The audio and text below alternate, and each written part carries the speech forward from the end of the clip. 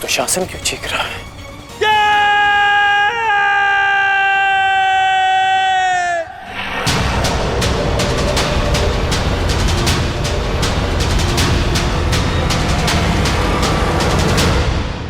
तुम ये सोच रहे हो ना कर्ण कि विकोदर भीम तुम्हारी पाश से कैसे निकल गए? कदाचित तुम भूल रहे हो कि विकोदर भीम पवन पुत्र है और पवन को कौन रोक सकता है?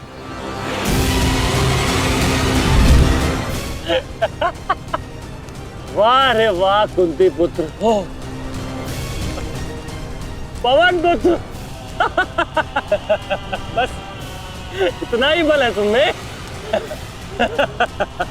बुलाओ बुलाओ अपने भाइयों को यहाँ।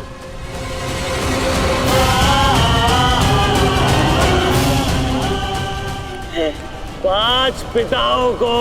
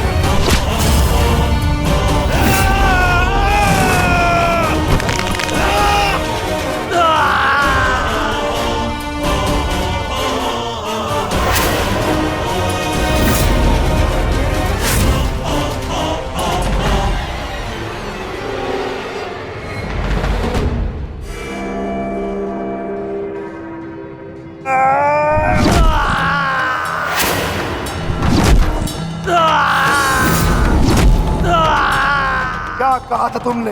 आज फिर से पांचाली का वस्त्रण करेगा? मैं आज और इसी क्षण तुम्हारे प्राण हर लूंगा, घृणित दुशासन।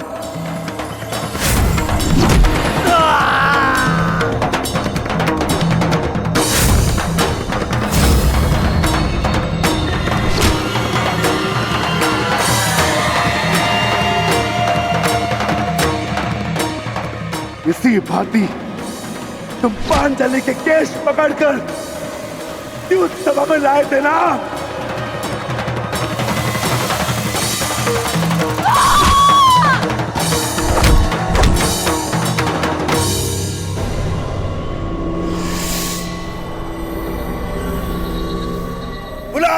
दुशासन बुला बुला अपने उस ज्येष्ठ भ्राता को जिसके कारण आज तेरी यह दशा हुई है।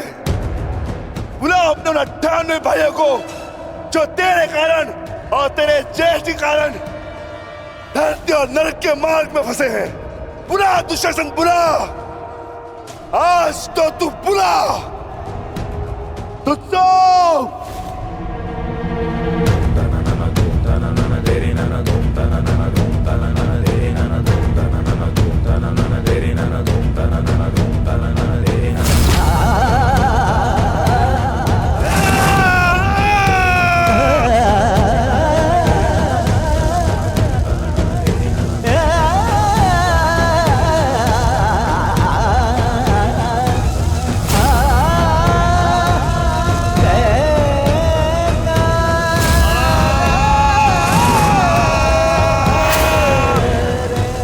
इसी भांति तुमने पांचाली के केश पकड़कर उसे घसीटा था ना।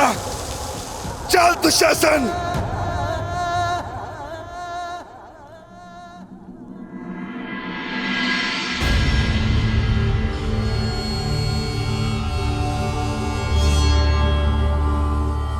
प्रणिपात माता, पिताश्री ने आपको कुरुक्षेत्र में प्रस्तुत होने का आह्वान दिया। आशा करती हूँ वृकोदर, युद्ध समाप्त होने के पश्चात आपकी पत्नी पुनः अपने केश बांध सकेगी। मुझे विश्वास है पांचाली, इस आने वाले युद्ध में मैं वृकोदर भीम उस दुशासन की छाती फाड़कर उसके छाती के लहू से तुम्हारे केश सींच पाऊंगा।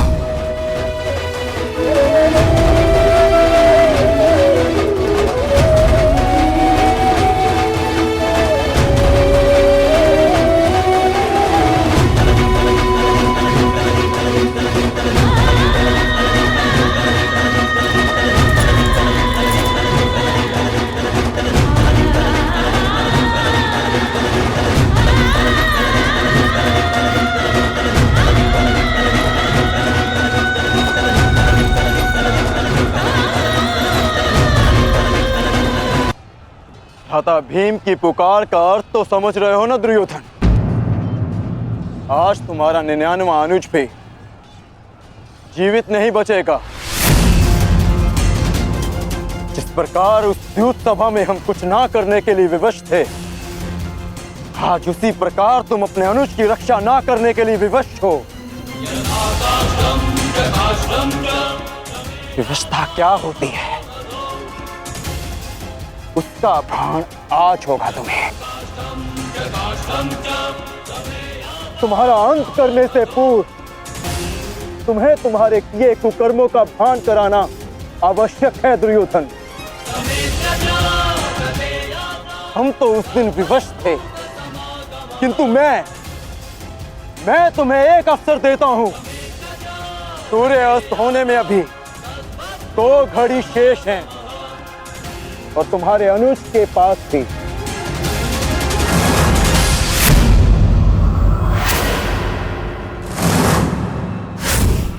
जाओ, बचा सकते हो तो बचा लो अपने अनुज को।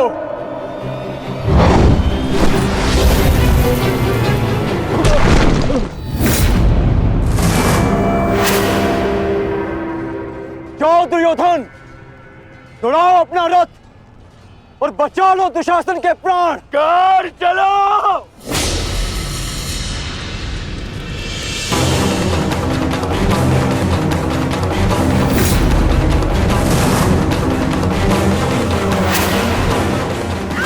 मन रखना कर, आज किसी के रथ का वेग भ्राता भीम के प्रहार से अधिक शक्तिशाली नहीं होगा। आज पांचाली के अपमान का प्रतिकार लेने से कोई नहीं रोक सकता भ्राता भीम को।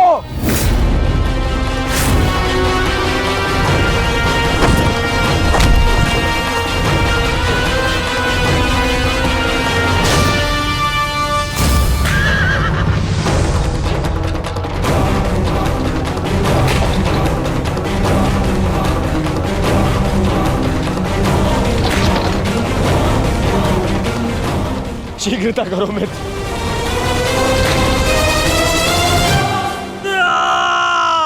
चीखो दुशासन चीखो, इतना चीखो कि अंधा युग तुम्हें सुन तो सके कि जिन्हें द्रौपदी का क्रंदन दिखाई ना दिया उन्हें तेरा ये रुदन सुनाई तो दे। चीखो दुशासन कि संसार को संदेश मिले कि क्यों किसी स्त्री का अपमान नहीं करना चाहिए। एक नारी के टूटे हुए दर्प के टुकड़े जब छाती में चुभते हैं तो कैसा लगता है। गति बढ़ाओ मित्र, मेरा अनुज संकट में है।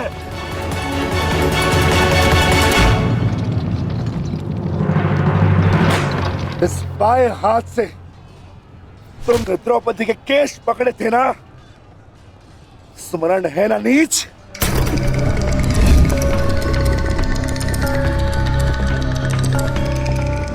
तुमने पांचाली का नहीं समस्त नारी जाति का अपमान किया है। आपको तुम्हारे धड़ पर रहने का कोई अधिकार नहीं।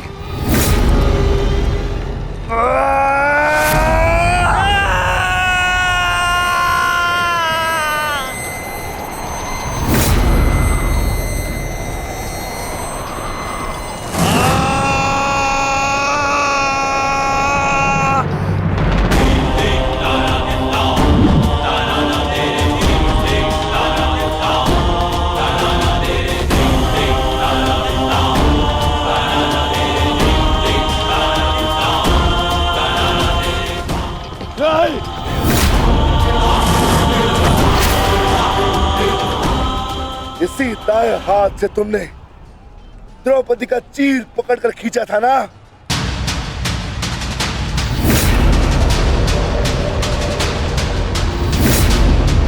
अब चीर क्या, तुम लीर भी नहीं खींच पाओगे।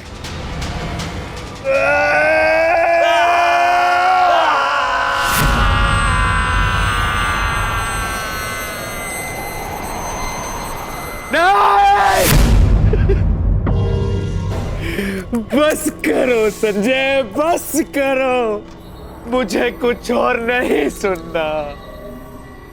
दुशासन!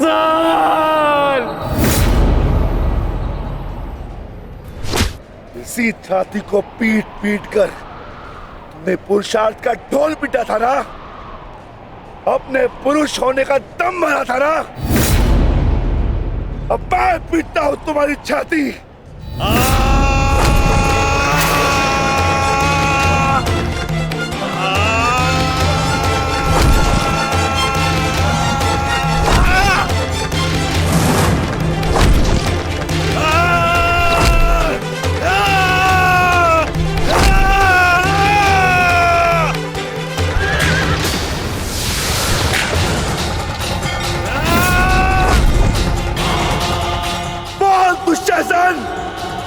तुमने क्या कहा था पांचाली को? बोल, तुमने क्या कहा था पांचाली को? वैश्या! बोल दुशासन, फिर से बोल।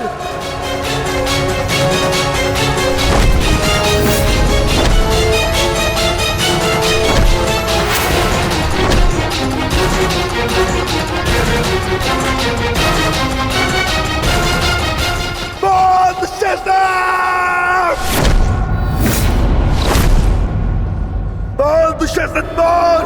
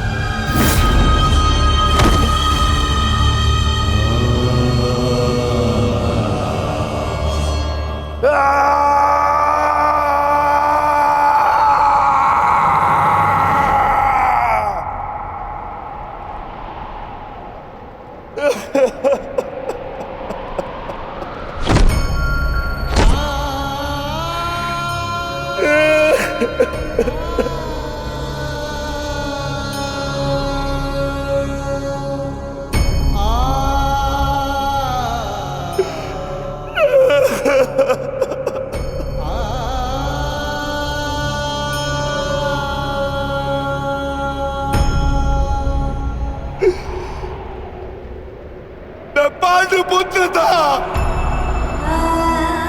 मैं देव पुत्र था। तुमने मुझे क्या बना दिया दुशासन?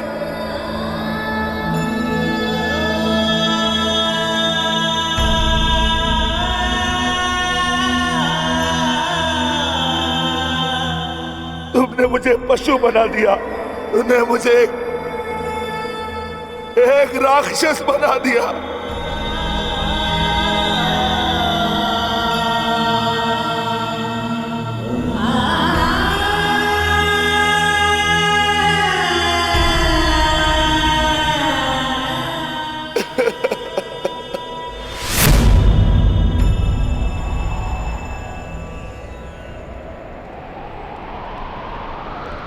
मैंने अपनी प्रतिज्ञा पूर्ण की पांचाली, परंतु मेरे प्रश्न का उत्तर पूर्ण नहीं हुआ। क्यों मुझे ऐसे युग में जन्म लेना पड़ा जहां मुझे अपने ही भाई के रक्त से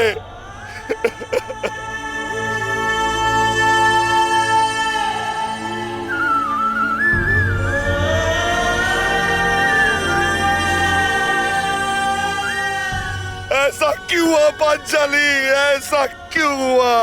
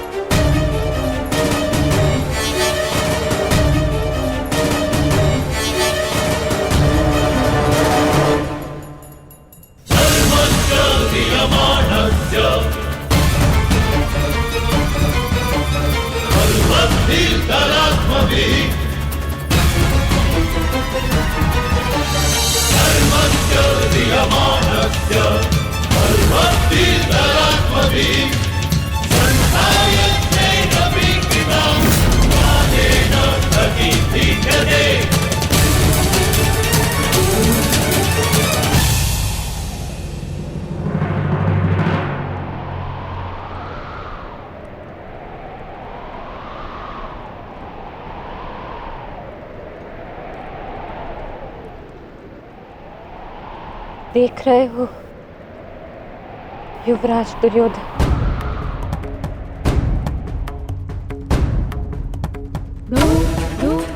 देख रहे हो अंगराज कर्ण, ये लहू, ये रक्त, ये 5 गांव ना देने का मूल्य नहीं।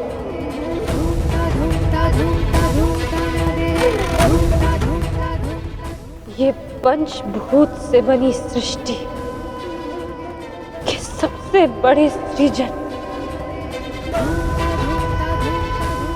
स्त्री के अपमान, उसे यातना देने का मूल्य।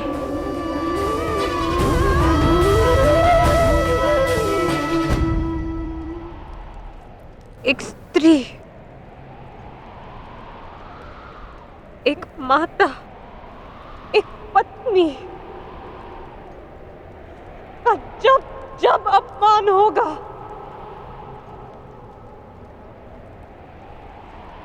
तब तब ऐसा दृश्य दोहराया जाएगा।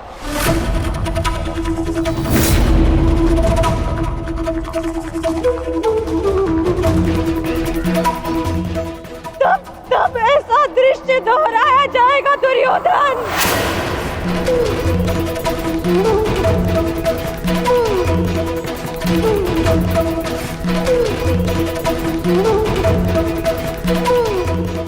एक स्त्री को अश्रुओं से स्नान कराने का मूल्य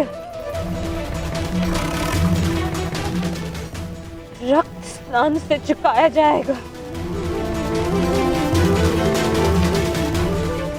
आज मेरी पीड़ा कम नहीं हुई है, और बढ़ गई है।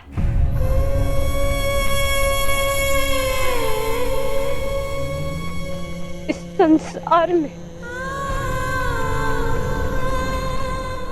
किसी को भी द्रौपदी जैसा भाग्य ना मिले, जिसे अपने ही कुल के सामने, अपने ही कुल के पुरुषों के हाथों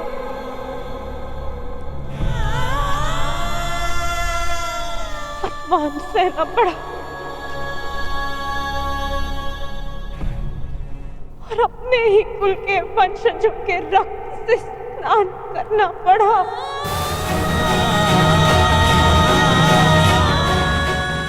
हे ईश्वर, इस संसार में किसी को भी द्रौपदी बनाकर जन्म मत देना।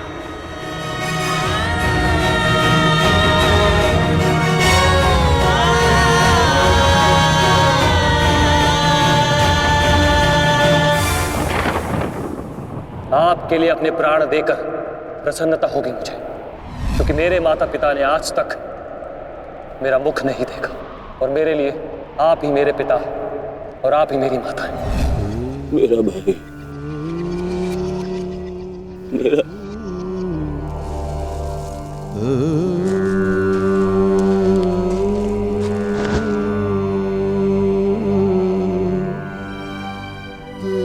दुशासन,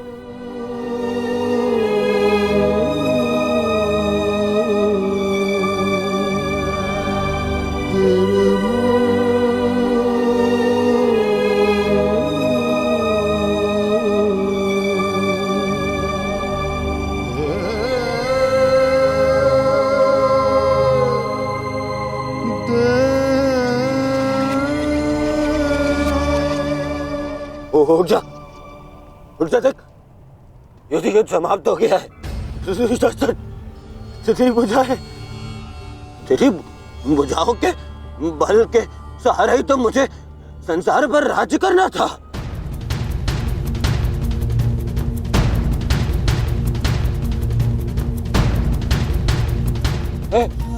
हे दुशासन, मेरा अनुज नहीं, तेरी आंखें का तू अनुज, मुझे यूं अंधकार में छोड़कर मत जान। अनुज, मैं हमारे पिता के भांति अंधा हो जाऊंगा, अंधा हो जाऊंगा। चलो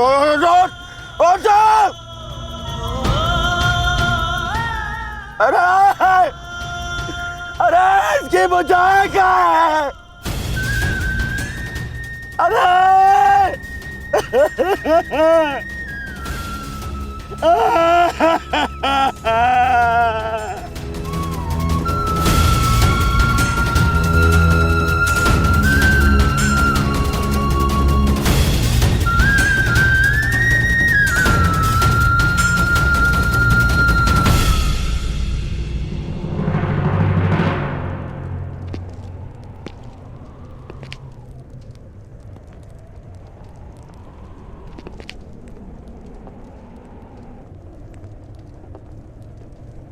कदाचित तुमने अपने अनुज दुशासन की भुजाओं के बल से ये संसार जीतना चाहा होता दुर्योधन। नारायणं नमस्कृत्य नरं चैव तो आज सारा संसार तुम्हारा दास होता, किंतु नहीं, तुमने इसकी भुजाओं के बल से एक स्त्री का वस्त्र हरण करना चाहा दुर्योधन। कदाचित तुमने इसकी दुर्जयता के बल से तीनों लोकों पर शासन करना चाहा होता दुर्योधन, तो आज तुम्हें वो भी मिल जाता, परंतु नहीं, तुमने ऐसा नहीं किया दुर्योधन। तुमने अपने अनुज दुशासन के मन में कुटिलता और कुचक्र का षड्यंत्र रच दिया। कदाचित तुमने अपने नेत्रों को उचित मार्ग दिखाया होता दुर्योधन, परंतु तुमने अपनी उन आंखों से महाविनाश का स्वप्न देखा।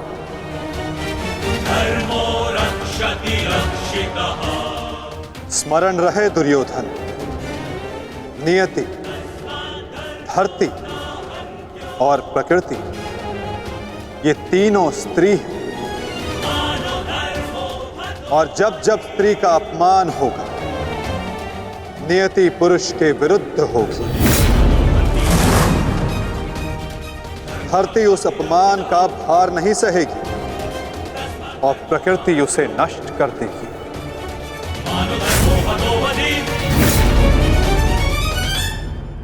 क्यों खेला तुमने जुआ दुर्योधन?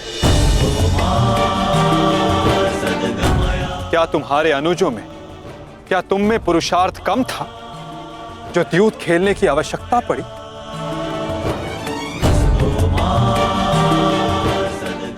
इसी द्यूत के कारण एक स्त्री पहले अपने ही अश्रों में नहाती है और अब अपनों के ही रक्त से।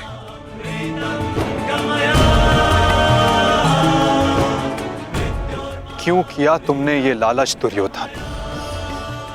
क्यों रचा ये कुचक्र? इसी द्यूत, इसी कुचक्र, इसी लालच के कारण रचता है ये युद्ध, ये महाविनाश, ये महाभारत।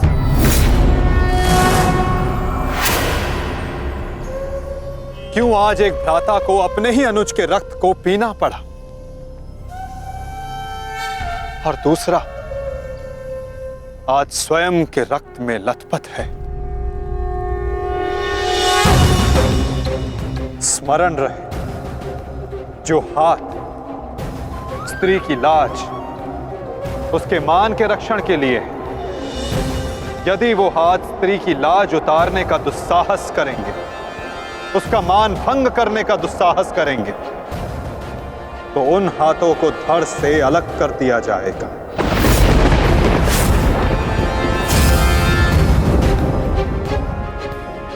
जो वस्त्र हरण करेंगे उनका प्राण हरण होगा। जब जब किसी की आंखें अनुचित होता देखना स्वीकार करेंगी, तब तब उन आंखों को बंद होना होगा।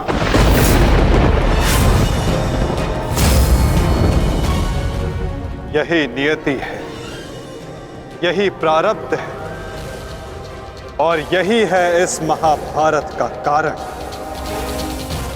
और निवारण।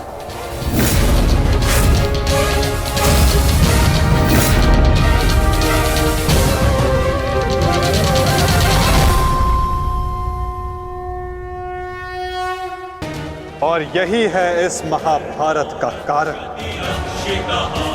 और निवारण।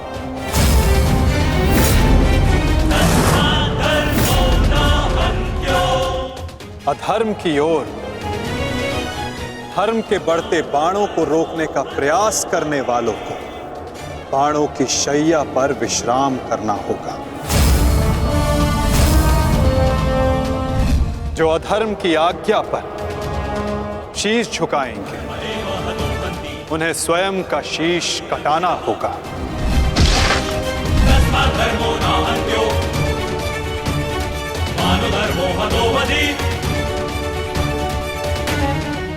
अधर्म को ना किसी का कवच बचा सकता है, ना ही किसी के बाण। ऐसा कोई रथ नहीं जिस पर अधर्म चढ़कर अपने लक्ष्य तक पहुंच सके। ग्रास लेगी ये धरा उस अधर्मी को भी और अनचाहे उसका साथ देने वाले के रथ को भी। जो एक झूठे वचन के लिए सत्य के चक्र के समक्ष आकर खड़ा होगा, उसे स्वयं सत्य के चक्र के साथ धंसना होगा।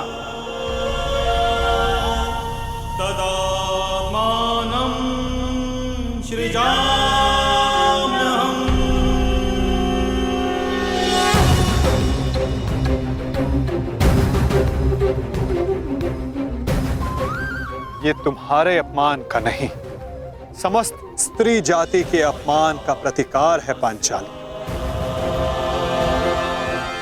संसार को समझना होगा कि कभी किसी स्त्री को प्रतिशोध के लिए ना ललकारें,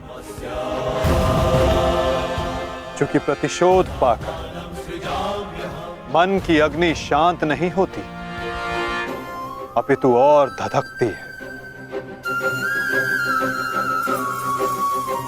यही है इस महाभारत का संदेश और नियति का उपदेश।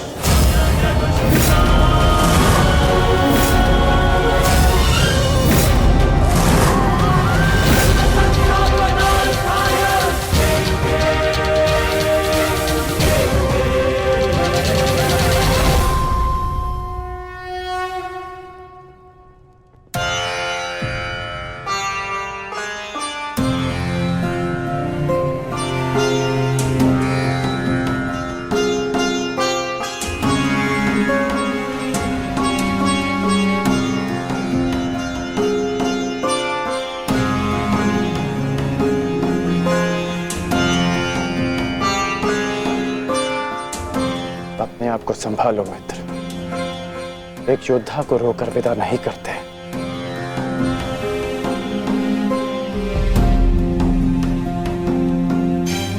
हम तो शासन का बलिदान जो व्यर्थ नहीं जाने देंगे। आगे बढ़ो मित्र, अपने अनुज की अंतिम विधियां पूर्ण करो।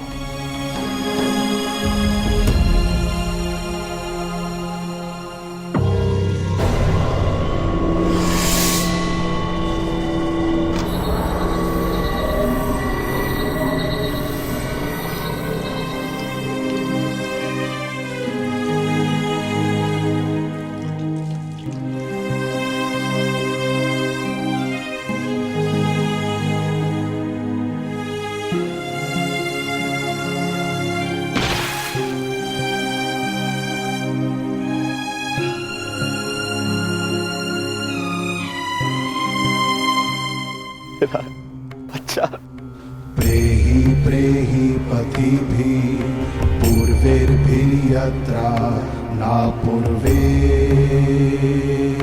पितरपर्युः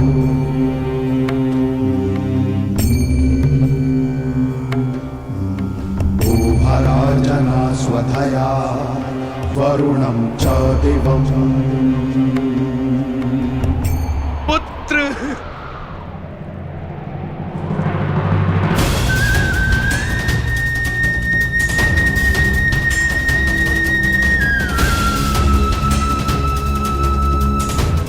क्यों? कैसे कैसे होने दिया तुमने ये? तुम्हारा अनुज तुम्हारा उत्तरदायित्व था, उसकी रक्षा कैसे ना कर पाए तुम? मैं नेत्रहीन हूं पुत्र, परंतु ऐसा प्रतीत होता है जैसे किसी ने मेरा एक नेत्र छीन लिया है।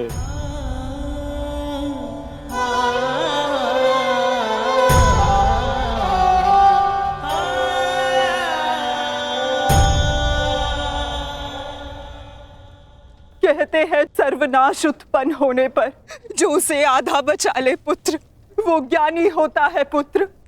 मैं अपने 99 पुत्रों को तो खो चुकी हूँ, परंतु मैं अपना अंतिम पुत्र नहीं खोना चाहती, नहीं खोना चाहती।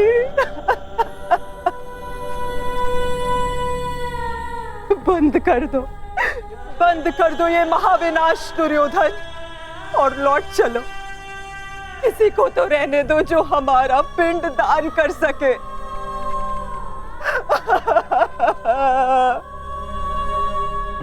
चलो पुत्र, लौट चलो। नहीं, अब इस युद्ध को रोका नहीं जा सकता। मैं इस युद्ध के ऐसे पड़ाव पर पहुंच चुका हूं जहां से पीछे लौटना संभव नहीं।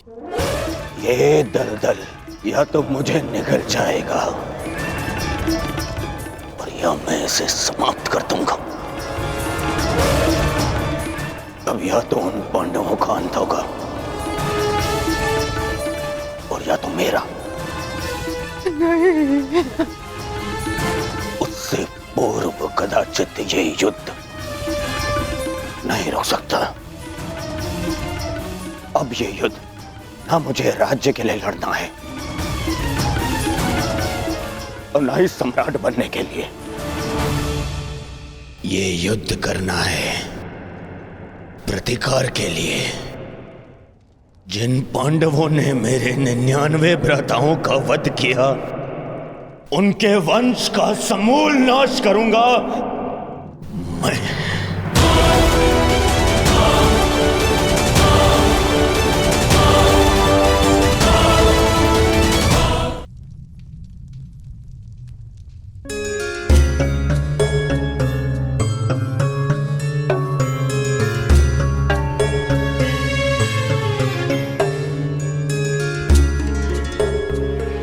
किस चिंतन में डूबे हो युधिष्ठिर?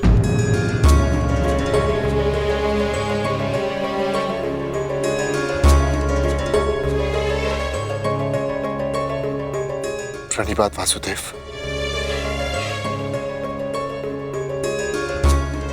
तुमने मेरे प्रश्न का उत्तर नहीं दिया युधिष्ठिर। हाँ वासुदेव, मेरा मन अशांत है। बुद्धि पर जैसे भ्रम की धूल से जमी है। समझ में नहीं आ रहा है वासुदेव कि इस महायुद्ध से हमें क्या प्राप्त होगा। आश्चर्य, धर्मराज के मन में ऐसा असमंजस। वासुदेव, मैं आपसे निवेदन करता हूं कि मुझे धर्मराज कह के मत पुकारिए। इस धर्म युद्ध में बिखरे अधर्म की छींटें मुझ पर भी पड़ी हैं। मैं धर्मराज कहलाने योग्य नहीं हूं वासुदेव। युद्ध में शरीर और सेना के बल से अधिक महत्वपूर्ण आत्मबल होता है युधिष्ठिर। और इस प्रकार युद्ध के मध्य में सम्राट का मन दुर्बल पड़ जाए, ये उचित नहीं है। तुम ये मत भूलो युधिष्ठिर कि ये महायुद्ध केवल तुम्हारा नहीं है, ये संपूर्ण भारतवर्ष की उस प्रजा का भी है जो न्याय चाहती है, जो अधर्म से मुक्ति चाहती है, जो तुम्हें हस्तिनापुर का योग्य उत्तराधिकारी मानते हैं, जो तुम में भारत का योग्य सम्राट देखते हैं। इस युद्ध में तुम्हें सम्राट बनते देखने के लिए अनगिनत सैनिकों ने अपनी आंखें बंद कर ली युधिष्ठिर। और आज भी अनगिनत सैनिक सज्ज हैं अपना बलिदान देने के लिए। एक सम्राट का कर्तव्य है कि वो अपनी सेना, अपनी प्रजा का मार्गदर्शन करे, ना कि स्वयं दुविधा में फंस जाए।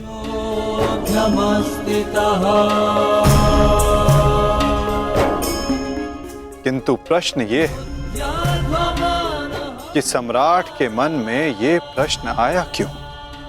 कहीं सम्राट को ऐसा तो नहीं लगता कि उनके प्रिय अनुज महायोद्धा अर्जुन पूरे मनोयोग के साथ भाग नहीं ले रहे?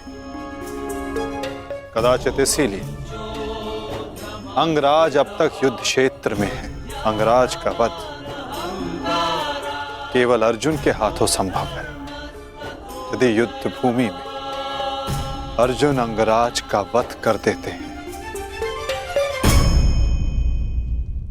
तो अवश्य ये संभव है युधिष्ठिर।